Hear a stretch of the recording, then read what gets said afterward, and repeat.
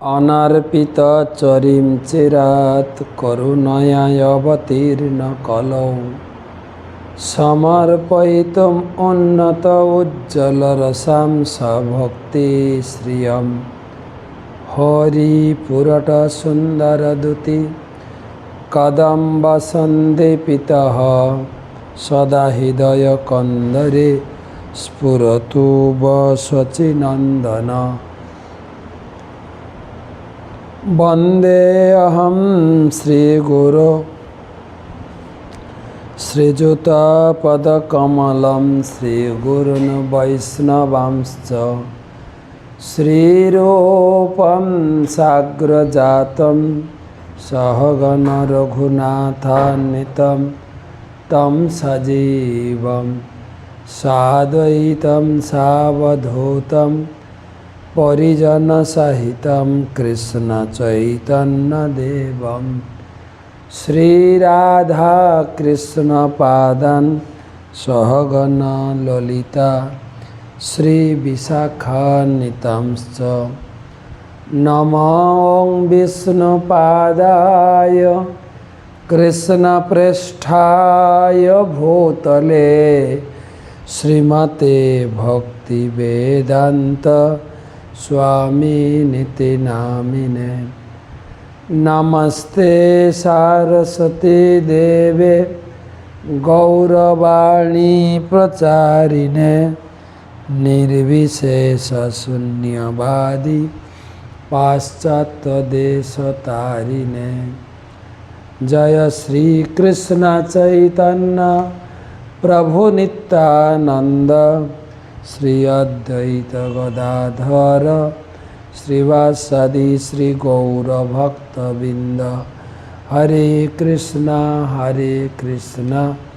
कृष्ण कृष्ण हरे हरे हरे राम राम राम हरे हरे। ओम नमो भगवते वासुदेवाय ओम नमो भगवते वासुदेवाय ओम नमो भगवते। नारायणं नमस्कृत्य नरं चैव नरोत्तमं देवीं सरस्वतीं व्यासं ततो जयम् उदीरये। तमादिदेवं करुणानिधानं तमालवर्णं सुहितावतारम् अपार संसार समुद्र सेतुं भजामहे भागवत स्वरूपम। ग्रंथराज श्रीमद्भागवतम चतुर्थ स्कंधेर 63 अध्यायेर आज के 29 श्लोक থেকে আলোচনা আর সেই সঙ্গে আমরা আজকে রাধা অষ্টমী ব্রত পালন করলাম।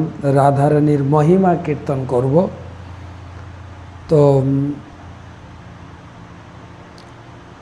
সর্বপ্রথম নিত্য ভাগবত শ্রবণকারী সমস্ত ভক্তমণ্ডলী মমতাময় মাতৃমণ্ডলী সকলের চরণে বৈষ্ণবীয় প্রণাম এবং আন্তরিক শুভেচ্ছা জানাই। সর্বপ্রথম গুরুদেবের চরণে প্রণাম জানাই, তার অহেতুকী কৃপা আশীর্বাদ প্রার্থনা করি। নম ওং বিষ্ণুপাদায় কৃষ্ণপ্রেষ্ঠায় ভূতলে শ্রীমতে জয়পতাকা স্বামিনিতি নামিনে নম আচার্যপাদায় নিতায় কৃপাপ্রদায়িনে গৌরকথা ধামদায় নগর গ্রাম তারিণে।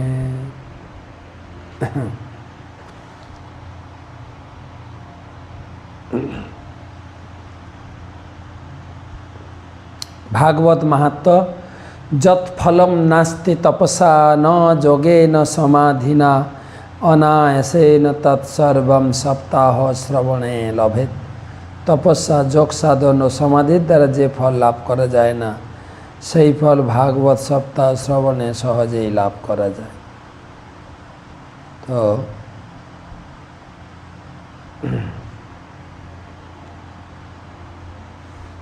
তপ্ত কাঞ্চন গৌরাঙ্গী রাধে বৃন্দাবনেশ্বরী বিশ্বভানুসুতে দেবী প্রণমামি হরিপ্রিয়ে।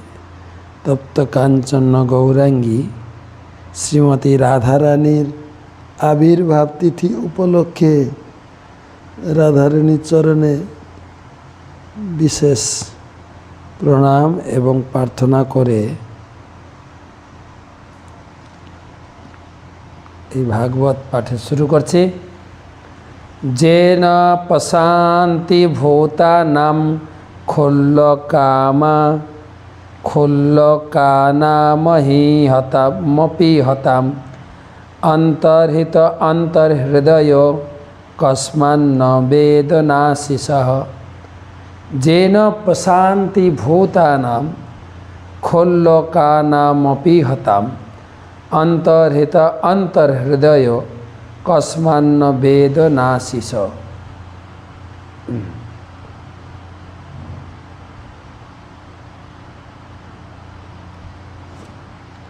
শ্লোকের অনুবাদ এবং তাৎপর্যে শ্রীল প্রভুপাদ বলছেন, ভগবান যখন তার স্বাভাবিক করুণার প্রভাবে তার ভক্তের কথা চিন্তা করেন, তখন তার নবীন ভক্তের বাসনা, সমস্ত বাসনা পূর্ণ হয়ে যায়। ভগবান প্রতিটি জীবের হৃদয়ে বিরাজমান, তা সে জীব যতই নগণ্য হোক না কেন। ভগবান জীবের সব কিছু জানেন, এমনকি তার অন্তরের বাসনাগুলি পর্যন্ত জানেন। আমরা যদিও অত্যন্ত নগণ্য, তবুও ভগবান আমাদের ইচ্ছাগুলি কেন জানবেন না? প্রচেতাগণ ভগবানের প্রার্থনা করছেন, হে ভগবান, আপনি সকলের হৃদয়ের মনোবাসনা জানেন এবং সকলের হৃদয়ের মনোবাসনা আপনি পূর্ণ করেন, সে যতই নগণ্য হোক না কেন। নিত্য নিত্যানাম চেতন চেতনানাম এক বহুনাম যো বিদধাতি কামান।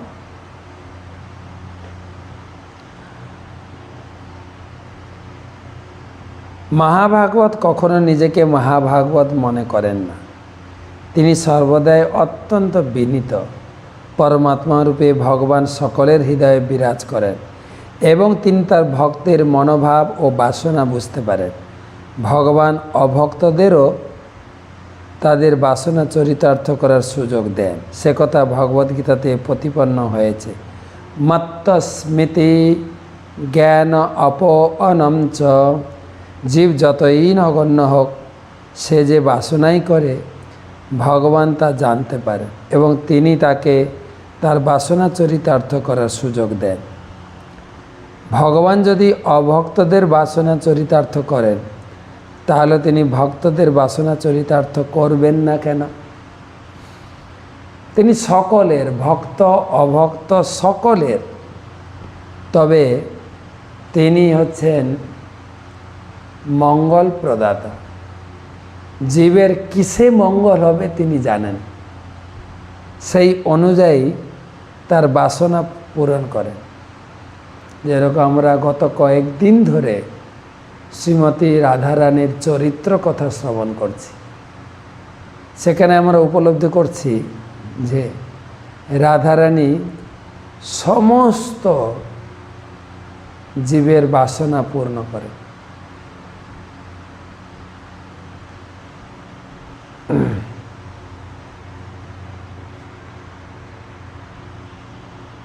সমস্ত জীব।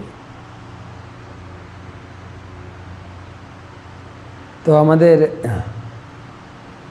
শুদ্ধভক্ত কোনো রকম জড়জাগতিক কামনা ব্যতীত ভগবান, তো এখানে বলছেন যিনি সমস্ত জীবের বাসনা পূরণ করেন, তো ভক্তদের বাসনা পূরণ করবেন না কেন? ভক্ত কেন নিরাশ হবেন?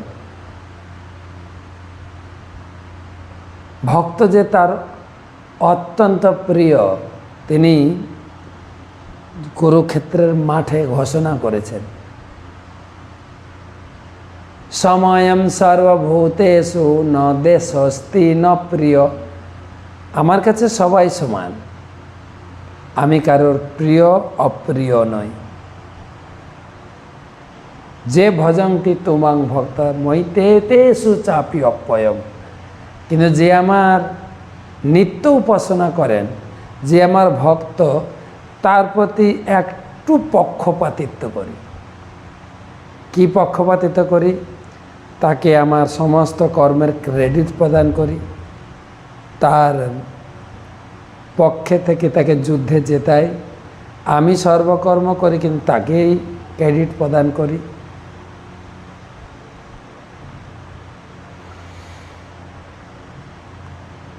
শুদ্ধ ভক্ত কোনো রকম জাগতিক কামনা ব্যতীত ভগবানের সেবায় যুক্ত হতে চান, এবং তিনি যদি তার অন্তরের অন্তঃস্থল থেকে তা চান যেখানে ভগবান বিরাজ করতেন, তার যদি কোনো উদ্দেশ্য না থাকে, তাহলে ভগবান তা বুঝতে পারবেন না। কেন? কোনো উদ্দেশ্য থাক বা না থাক, ভগবান তো সবার মনোবাসনা জানেন।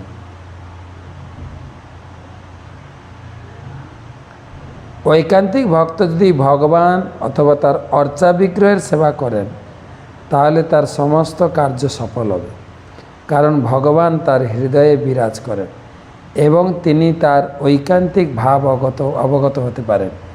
এইভাবে ভক্ত যদি পূর্ণ বিশ্বাস সহকারে বিধিপূর্বক ভগবত ভক্তি সম্পাদন করতে থাকে, তাহলে তিনি অবশ্যই সাফল্য লাভ করবেন।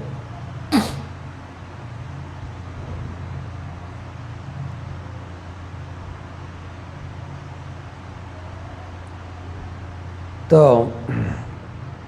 এই কথা প্রচেতারা ভগবানের প্রার্থনা নিবেদনের উদ্দেশ্যে সে কথা বলছেন। অসাবিব বরস্মিন অমিপ্সিত জগত পতে প্রসন্ন ভগবান যেসাম অপবর্গ গুরুর গতি। অসাবিব বর अस्माकं মিপ্সিত জগত পতে প্রসন্ন ভগবান যেসাম অপবর্গ গুরুপতি। হে ব্রহ্মাণ্ডপতি, আপনি ভক্তিযোগের প্রকৃত গুরু। আপনি যে আমাদের জীবনের চরম লক্ষ্য হয়েছেন, তাই আমরা অত্যন্ত প্রসন্নতা অনুভব করছি এবং আমরা প্রার্থনা করি যে আপনি আমাদের প্রতি প্রসন্ন হন। এটি আমাদের প্রার্থনা। আপনার প্রসন্নতা বিধান ব্যতীত অন্য আর কোনো বাসনা আমাদের নেই।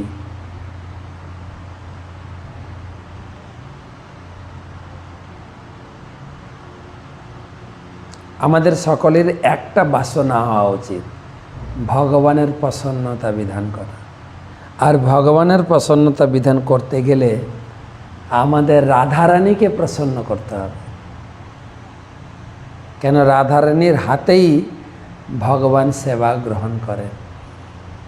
রাধিকার পক্কয়ন্ন বিবিধ ব্যঞ্জন পরম আনন্দে কৃষ্ণ করেন ভজন। যে কোনো উপায় হোক, শ্রীমতী রাধারানীকে প্রসন্ন করতে হবে। এই শ্লোকে অপবর্গ গুরুর গতি শব্দগুলি অতি বৈশিষ্ট্যপূর্ণ। শ্রীমদ্ ভাগবতের প্রথম স্কন্ধে 2য় অধ্যায় 11 শ্লোকের বর্ণনা অনুসারে ভগবান হচ্ছেন পরম সত্যের চরম প্রকাশ। ব্রহ্মেতি পরমাত্মেতি ভগবান ইতি শব্দতে পরম সত্যকে 3 রূপে উপলব্ধি করা যায়: নির্বিশেষ ব্রহ্ম, অন্তর্যামী পরমাত্মা এবং চরমে ভগবানের পরমেশ্বর ভগবান। অপবর্গ শব্দটির অর্থ হচ্ছে মুক্তি। পবর্গ মানে হচ্ছে সংসার।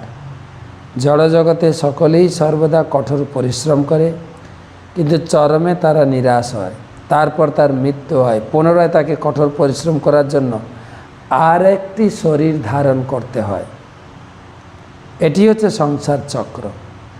অপবর্গ মানে হচ্ছে তার বিপরীত। কুকুর বিড়ালের মতো কঠোর পরিশ্রম না করে ভগবত ধামে ফিরে যাওয়া উচিত।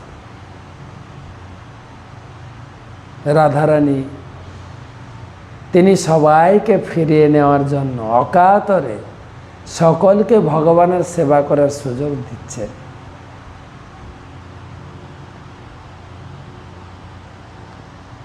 ভগবানের দেহ নির্গত রশ্মি ছটা ব্রহ্মজ্যোতিতে লীন হয়ে যাওয়ার মাধ্যমে মুক্তি শুরু হয়। এটি জ্ঞানী সম্প্রদায়ের ধারণা, কিন্তু ভগবানকে উপলব্ধি করা তার অনেক উপরের বিষয়।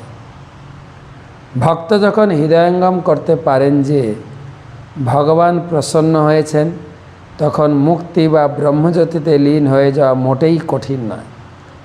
নির্বিশেষ ব্রহ্মজ্যোতির মাধ্যমে ভগবানকে উপলব্ধি করতে হয়, ঠিক যেভাবে সূর্যকিরণের মাধ্যমে সূর্যকে দেখা যায়। ভগবানকে যদি প্রসন্ন করা যায়, তাহলে তার নির্বিশেষ ব্রহ্মজ্যোতিতে লীন হয়ে যাওয়া মোটেই কঠিন নয়। তো প্রচেতাগণ বলছেন, আমাদের জীবনের একমাত্র উদ্দেশ্য আপনার প্রসন্নতা বিধান করা। এছাড়া আমাদের কোনো প্রকারের উদ্দেশ্য হওয়া উচিত নয়।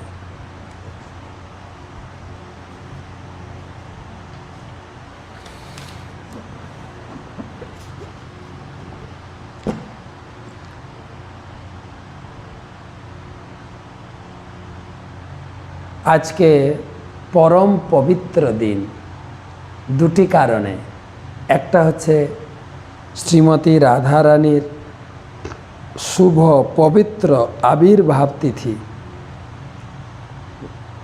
সেখানে বিভিন্ন পুরাণে উল্লেখ করা হয়েছে, বলছে 1,00,000 একাদশী পালনে যে ফল একটা জন্মাষ্টমী পালনে সে ফল পাওয়া যায়, আর 1,00,000 জন্মাষ্টমী পালনে যে ফল এক রাধাষ্টমী পালনে সেই ফল লাভ।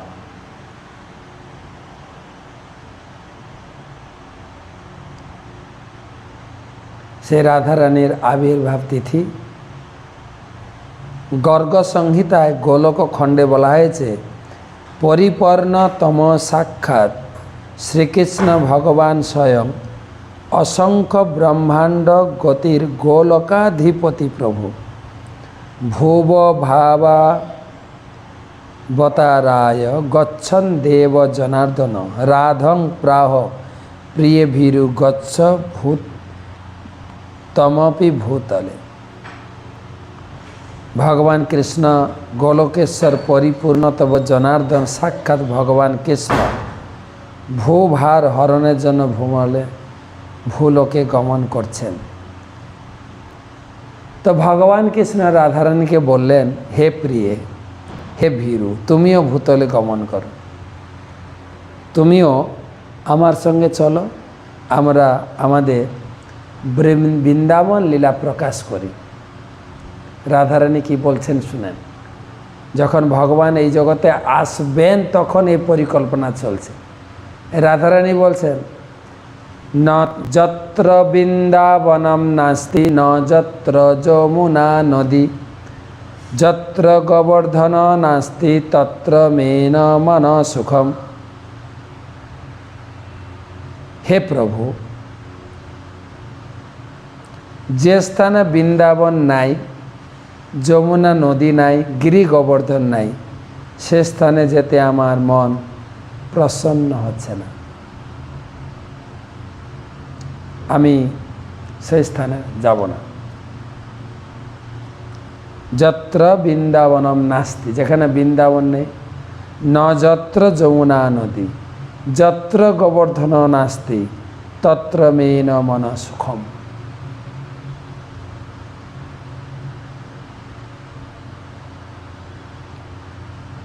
তো আমি যেখানে গোবর্ধন নাই, যে স্থানে বৃন্দাবন নাই, যমুনা নদী নাই, গোবর্ধন নাই, সেখানে আমার মন প্রসন্ন হয় না।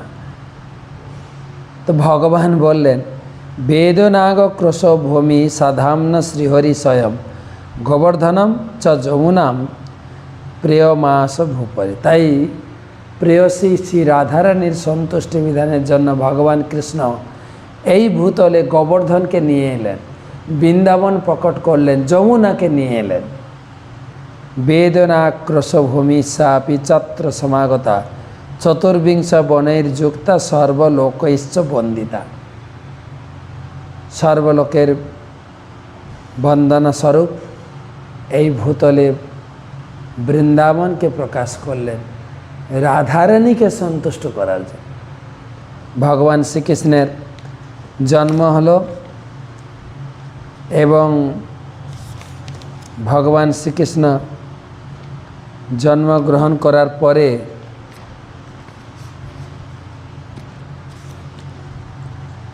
আপনারা জানেন যে ভগবান শ্রীকৃষ্ণ কংসের কারাগারে জন্মগ্রহণ করেছিলেন। আর কারাগারে জন্মগ্রহণ করে তিনি রাতারাতি কংসকে ছলনা করে তিনি গোলক বৃন্দাবনে যশোদার গৃহে পৌঁছে গেলেন। কংস সমস্ত পরিকল্পনায় ব্যর্থ হয়ে তিনি যখন দেবকীর অষ্টম গর্ভের সন্তানকে তুলে নিলেন আছাড় দিয়ে মারার জন্য, তখন সেই দেবী অষ্টভুজা হয়ে উপরে উঠে বললেন, হ্যাঁ তোমারে বধিবে যে গোকুলে বাড়িতেছে। আর শোনো কংস, শুধু তাই নয়, গোকুলে কৃষ্ণ বলরাম যাকে তুমি মারার পরিকল্পনা করেছিল তারা ওখানে অবস্থান করছে। আর এই সদ্য আগামীকাল অষ্টমহাশক্তি আবির্ভূত হবেন। রাধা, চন্দ্রাবলী, ললিতা, বিশাখা, পদ্মা, শৈবা, শ্যামলা ও ভদ্রা। সেই অষ্টমহাশক্তির ভিতরে দুজন রাধা এবং চন্দ্রাবলী অত্যন্ত বিখ্যাত। তার ভিতরে রাধা সেই সুন্দরী এবং সৌভাগ্যবতী কন্যাকে যদি কেউ বিবাহ করতে পারে, সে মহাদেবকেও পরাস্ত করতে পারে। আর তখন কংস সেই গোলক বৃন্দাবনে তিনি প্রথম পুতনাকে পাঠালেন, যত ছেলে সন্তান আছে মারো, আর মেয়ে সন্তানকে তুলে নিয়ে আসবে, আমি তাদেরকে বিয়ে করব, তাহলে মহাদেবকে পরাস্ত করার শক্তি লাভ করব। রাধারানীর জন্ম হলো কি করে? তো কৃষ্ণের জন্ম তো সবাই জানেন। আপনারা জানেন রাধারানী, কৃষ্ণ রাধারানীর মধ্যে কোনো তফাৎ নেই। রাধা পূর্ণ শক্তি, কৃষ্ণ পূর্ণ শক্তিমান, দুই বস্তু ভেদ নাই শাস্ত্রের প্রমাণ। রাধা পূর্ণ শক্তি, কৃষ্ণ পূর্ণ শক্তি।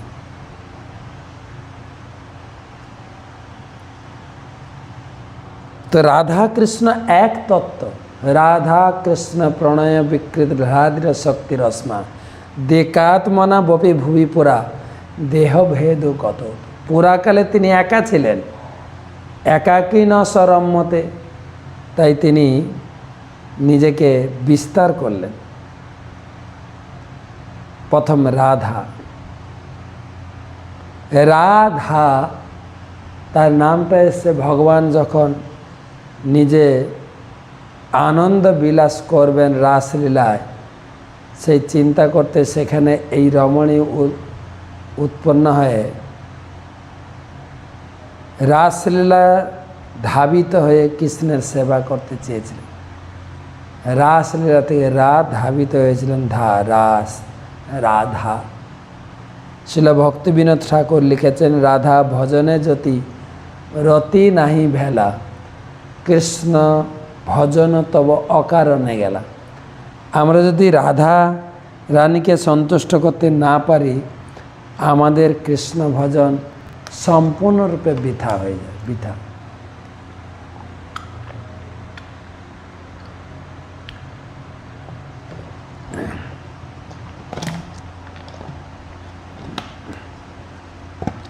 তো রাধারানীর জন্ম কথা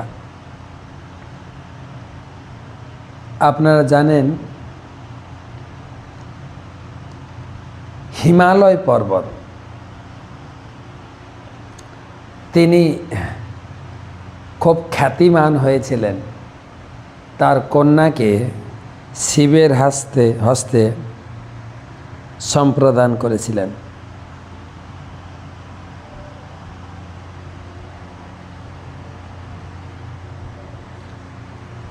তো এদিকে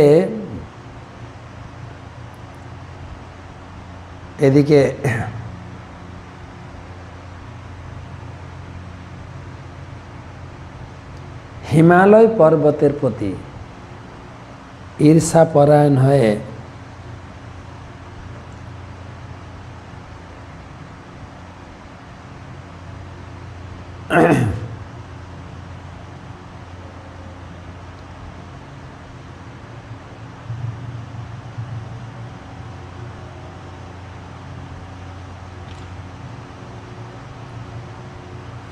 আমাদের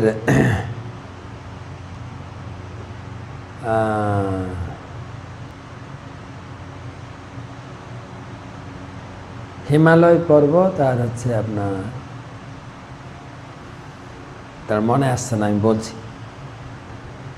তো তিনি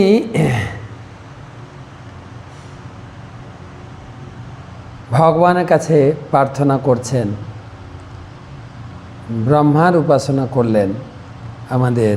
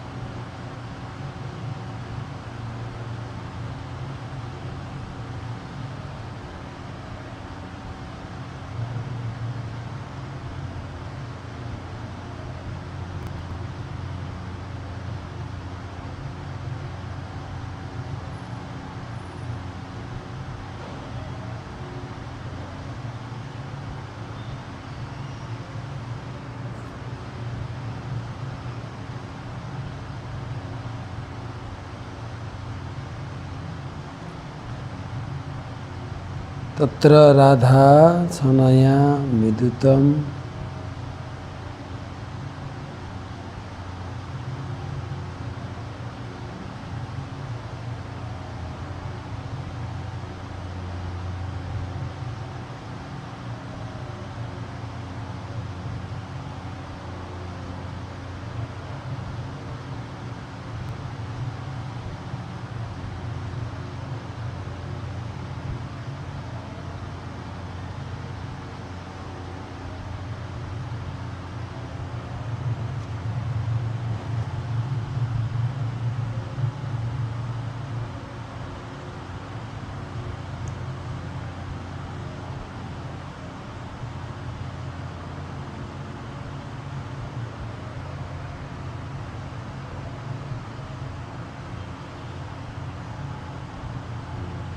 তিনি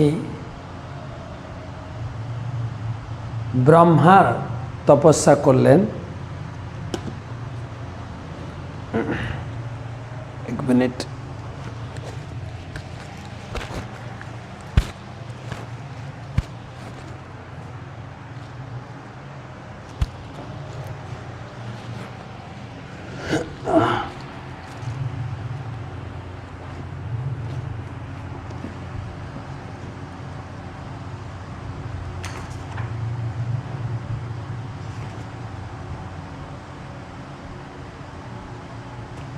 বিন্ধ্য পর্বত, হিমালয় পর্বতের প্রতি বিন্ধ্য পর্বত অত্যন্ত ঈর্ষান্বিত হয়েছিলেন। কেন না, হিমালয় পর্বত শিবকে জামাতা রূপে পেয়েছিলেন। তাই বিন্ধ্য পর্বত তিনি চেয়েছিলেন, আমিও এমন একটি কন্যা লাভ করতে চাই যে শিবকেও যুদ্ধে পরাস্ত করতে পারি। সে কথা চিন্তা করে তিনি ব্রহ্মার তপস্যা করলেন। ব্রহ্মার তপস্যা করতে চাইলেন। আর তখন ব্রহ্মা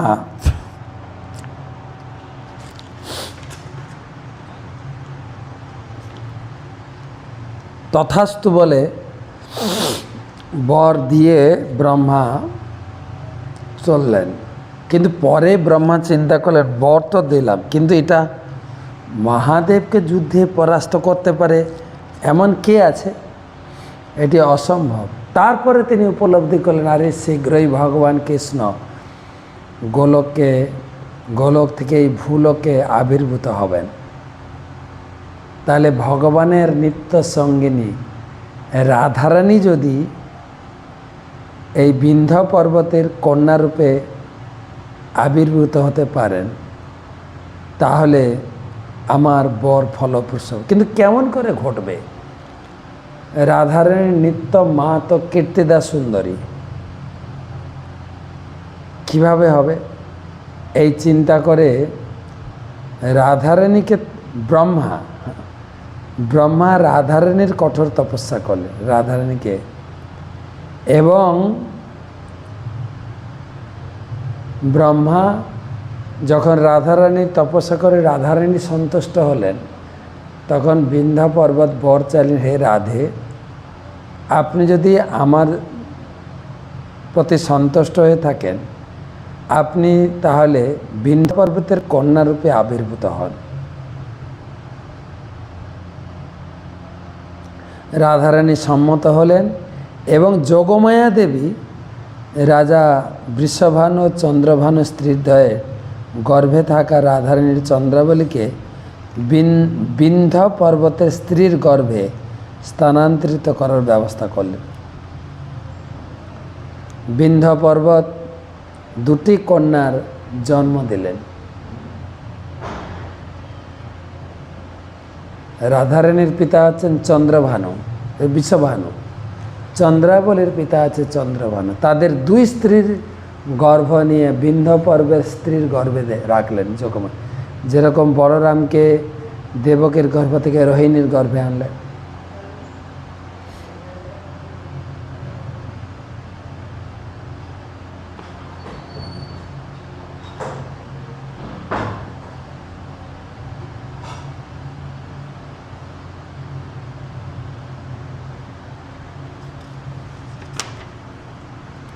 এদিকে কংস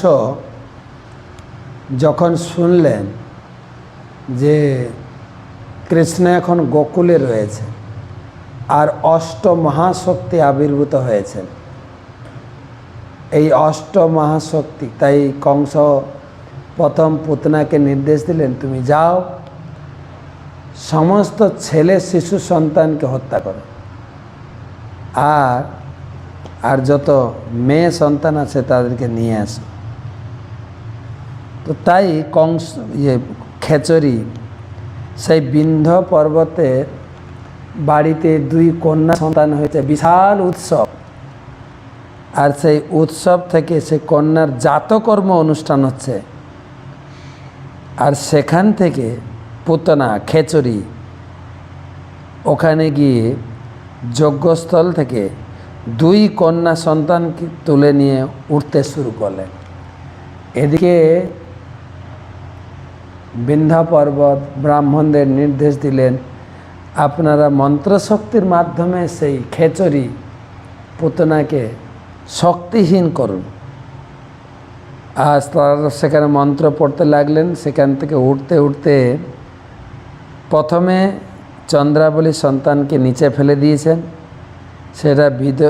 সেটা এক নদীতে পড়ে। বিদর্ভ রাজের মধ্য দিয়ে সেই নদী প্রবাহিত হয়েছিল। বিদর্ভ রাজ ভীষ্মক সেই কন্যাকে পেয়ে 5 বছর পর্যন্ত নিজের কাছে রাখলেন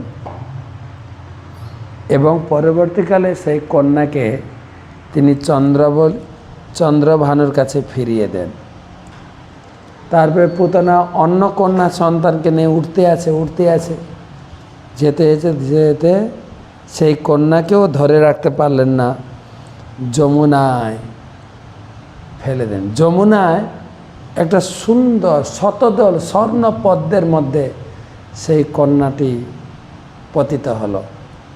আর এদিকে বৃষভানু মহারাজ সকালবেলা যমুনা স্নান করতে গিয়ে এত সুন্দর প্রস্ফুটিত শতদল স্বর্ণপদ্ম দেখে তিনি সেই পদ্মটিকে সংগ্রহ করার জন্য যখনই কাছে গেলেন, তার ভিতরে এক সুন্দরী স্বর্ণবর্ণের কন্যা রত্ন দেখতে পেলেন।